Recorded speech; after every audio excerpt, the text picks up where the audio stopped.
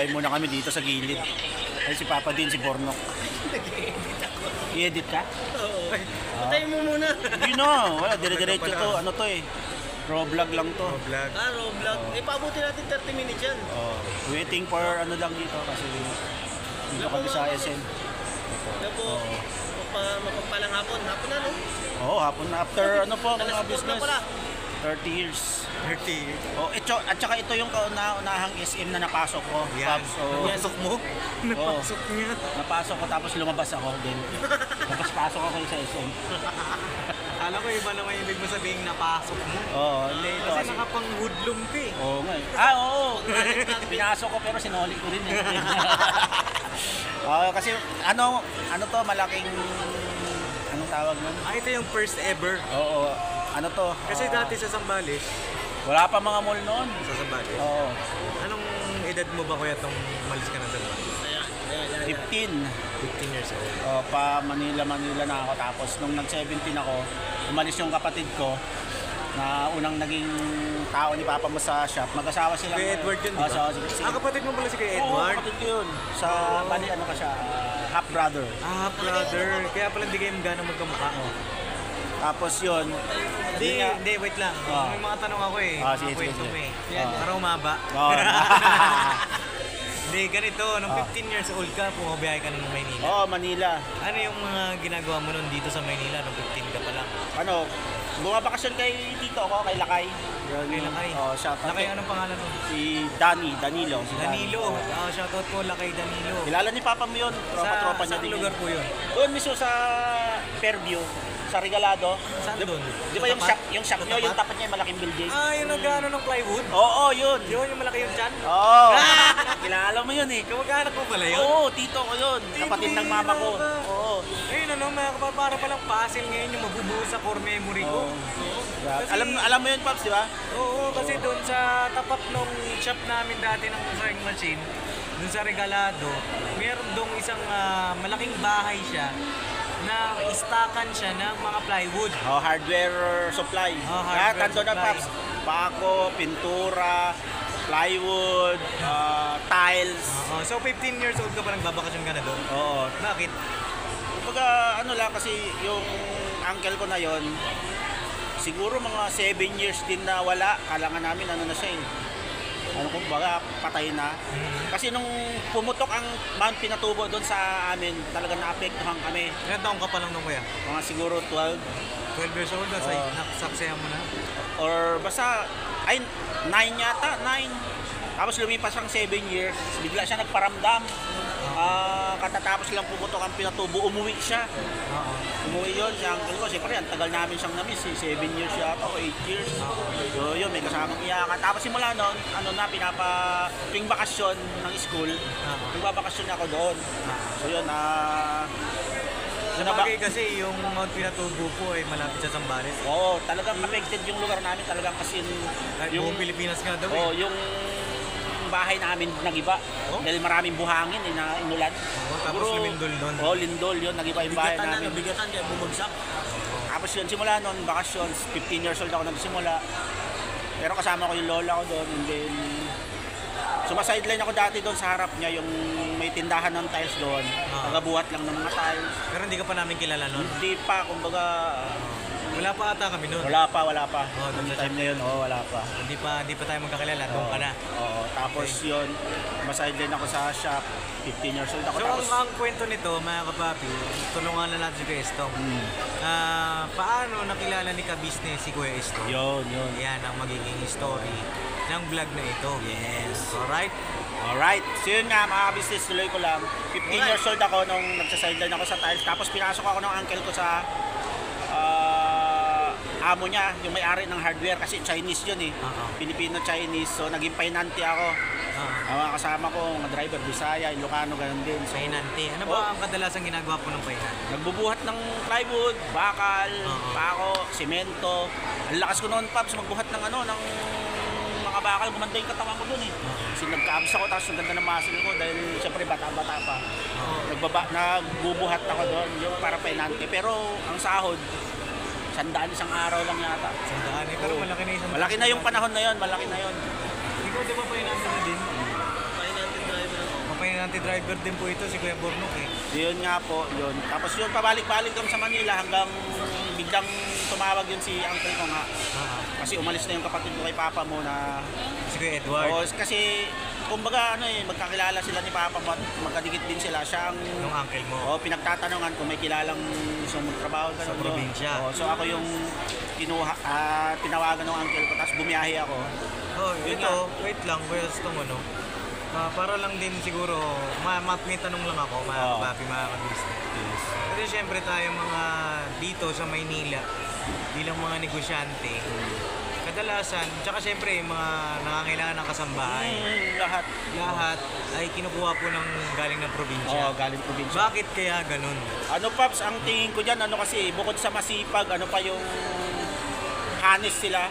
Honest. Yung pagdating sa, kahit iwanan mo iwanan mo sa shop, walang magiging problema. Ganun Tapos, yung mga taga-probinsya. madaling turuan eh. Paano naman kami mga taga-Maynila? Depende pa rin naman kasi, pero more on ganun kasi, kaya kumukuha sila ng tingin ko sa ganun. Tapos ano din, hindi siya high, ano ang tawag doon? High maintenance. High maintenance kasi kung magkano yung sahod na, walang arte. Kung magkano yung sahod na sinabi mo, walang pili. Kasi ako ganun nun eh. Hindi, ako naman kasi naranasan ko yan, nakakapapi. Kaya ganun, perspective ko lang, POV ko lang naman. Kaya ganun kasi, sama naman yung mga sinabi ni Kuya Stong, honest sila, madaling turuan. Ang sa akin naman, kumbaga yung natural sila, mga papi. Kung ano yung buhay doon sa probinsya ni Apay nila dito sa Maynila, na yung mga taga Maynila, parang bago sa kanila. Diba, halimbawa, magluto ka ng ganito, pakbet na Ilocano. Sarap na sarap na yung taga Maynila niya. Diba? Yun ang mga isa sa mga gusto rin ng mga taga Maynila kung bakit sila kumukuha ng mga taga probinsya. Tsaka isa pa, para hindi sila mag-awol. Tama. Layo yung lugar. Kasi, Tsaka depende pa rin sa magiging amo mo kasi minsan may mga amo na kumbaga mapagsamantala na porket taga-probinsya yung kinuha nila. may mga ganun din. Na underpay nila. May ano ka ba? May experience ka doon? Meron ako experience yan eh. May naging amo ako dyan eh. Na taga-probinsya na kinuha niya. Kasi gusto niya daw na... Amo mo, amo tapos, ko. yung amo mo na yun, ay, Kumuha ng taga-probinsya. kumuha siya ng taga-probinsya. Ano yung kinuha niya? Gagawin niyang tao sa bakery. Gagawin ko sa bakery. Tapos, Problema, nung... ano yari ka sa amo mo, papanood niya yan? Ha? Bahala sa buhay niya. Hindi kasi yung amo ko na yun, matagal na. Matagal na. Way back ano pa yan? Matagal na. Ano na year 2004,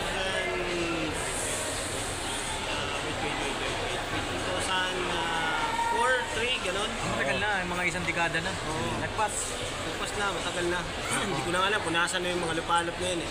Tapos? Pero ano sila, yung amo ko na yun, tinanggihan niya. Galing ng probinsya, ngayon tinanggihan niya. Kasi parang hindi pasado sa ano niya, sa gusto niyang mangyari. Kwalifikasyon. Kasi nung may sinabi nung taga-probinsya na pagka kumita po ako, kaya mag-abroad po ako. So, honest yung taga-probinsya. So sana dapat tinanggap, di ba?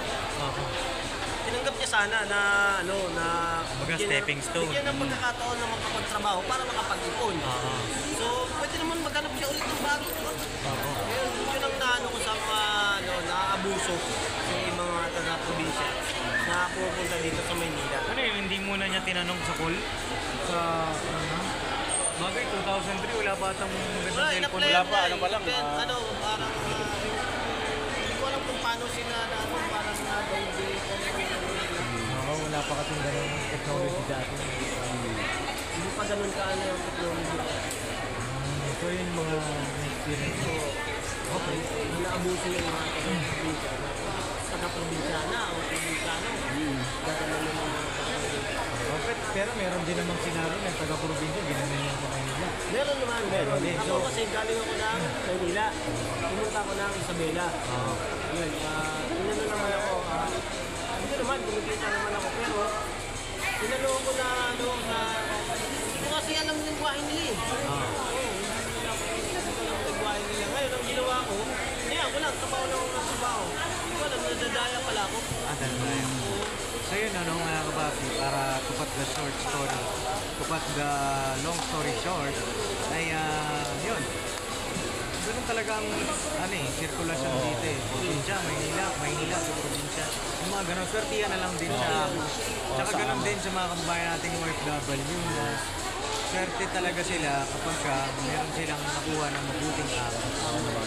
No, hindi naman natin hawak yung lahat eh. Diba? Oo, tama. At yun, sige, nung 15 ka, dito ka, nung umuwi si Kuya Edward, o umalis si Kuya Edward, saan ba pumunta si Kuya Edward? Nag-asawa eh. Nag-asawa si Kuya Edward. Kasi sa akin nung 15 years old ako, doon nga nag-sideline ako sa tile center sa harap ng tito ko. Pagkatapos sa tile center, pinasok niya akong financing nga doon sa ano. So okay naman sa sa hardware na yung trabaho ko, kaso lang may time na disgrasya yata ako. So natanggal kasi nagbubuhat ako ng bakal. Pag lapag ko may yero. Naku, Kumabit na gano'n, bumuka to. Hindi siya totally tatanggal pero tuklap na siya. Ayun. Pek na tayo, yun o. Ay, may pek na to. Oh, yan. Ayun o. ay, Simula Laman? talaga natanggal yung buka. Simula siyempre hindi na ako pinabalik nung amo nung uncle ko. So balik ako ng probinsya. So di paano yun? Anong ginawa mo nun? Siyempre, doon lang, barkada, lasing-lasing. buhay pa ba yung magulang niyo nun? Buhay pa yung lola ko nun. Hindi ka na lumaki sa... Hindi ako lumaki sa tunay na mama ko. Asan sila? Yung mama ko may sarili ng pamilya pero sa lolo't lola talaga ako lumaki. 4 months pa lang ako. Nasa Mga lolo't baby. lola. Lolo't lola na ako. Ayun, So yun nga, pag uwi ko sa probinsya, yun tumawag yung uncle ko. Yun nga si papa mo yung magiging amo ko. Pero pagdating ko hindi amo eh. Anong nangyari? Tropa yung nangyari. Kasi Bakit na naman nangyari? Ay, ilang taon ka na nun, Kuya Stone? 17 na ako noon. Kasi si 17. papa mo... Bata pa si Papa nun. Bata pa siya. Anong year yun? 24. Anong year yun, Beto? Early 2000 siguro. 24 pa lang si Papa. 24 pa lang siya noon. 24 pa lang, mga Oo, papi si Papa. kakilala na kami tapos. Busyante. Yun yung miss na. Hindi ko naramdaman yung yung amo tauhan. Ganun. Parang kapamilya na tapos tropa kasi may mga time na pag umaalis si mama at si papa mo, mamamalingki siguro sila, naiiwan ako kasama ko kayo. Si Budang nun, baby pa. Ikaw ang kumakakarga kay Budang, tapos pag may pupunta ka, papatignan mo sa akin. Magapang-gapang pa si Budang nun. Tapos gano'n, kasi si papa mo nun, pangarap niya na ngayon yung makapasok sa showbiz. So, ang buhok ko noon afro, sabi niya, nakikita niya akong parang magiging yung sidekick ba? Sidekick. So, ang ganda ng flow ng namin ba. Tapos may mga time na iniiwan niya ako ng ilang araw doon sa shop. Iniiwan sa akin ng trabaho kasi ang parang naging expertise ko doon yung pagbuo ng lamesa. Tapos lalagyan kasi pag bibili kami ng makina, di ba na nakabili kami, kailangan repairin. Akong bubuo ng lamesa tapos si papa mo yun sa pinakamakina dahil may kati ko na siya. Uso pa yung nun, mga second hand ng mga lamesa. Oo. Yung kailangan mo pang formikahin. Formika, ang sarap mag-formika ako, magaling ako sa formika eh. Ganun. Tapos pag mamasilyahan ko yung gilid, pag may mga tukla-tuklap, ganon, pipinturahan ko yung mga bakal, yung stand. Ganon ang trabaho ko noon. Tapos yun, iniiwan niya ako, hindi ko alam, na pala siya, nag-audition na siya doon. Pero hindi ko pinapabayaan yung shop. Iwan siya doon, diba? Siyempre may mga parts doon, mga karakarayo, mga langis. May bibiling gano'n, tapos may mag-i-inquire. Kukunin ko lang yung pangalan, tapos alam mo may o-order, tatawag ko kay papa mo, kundi kay mama mo. Kukunin ko yung details nila, tapos i-deliver, gano'n. Ganun ang gawain ko. Kaya parang hindi naging mag-amo yung samahan namin ni papa mo kasi kagaling niya sa audition, nagkikwento yan. Ganito, kasama kita sa ABS-CBN. Kasi mukhang magaling kang komedyante dahil ni papa mo. Kasi yung buko, afro talaga noon. Tapos, yun nga, hanggang... Muntik ka na pala sa ABS-CBN? Oo, hindi ka niya kasama. Anong nangyari? Kataon lang kasi makulit ako noon, makulit pa ako noon. Aalis ako, alam ba, magbabakasyon ako ng 1 linggo. Hindi na ako babalik noon, susunduin ako ni papa mo noon. Sa Sambales? Oo, susunduin niya ako sa Sambales. Dati ka pa pala sinusundo? Oo, sinusundo ako ni papa mo 2 beses. Oo, gustong-gusto niya kasi ako kasi nga, yung tiwala niya sa akin, kasi naipagkakatiwala ako ni papa mo sa inyo, mga bata. Tapos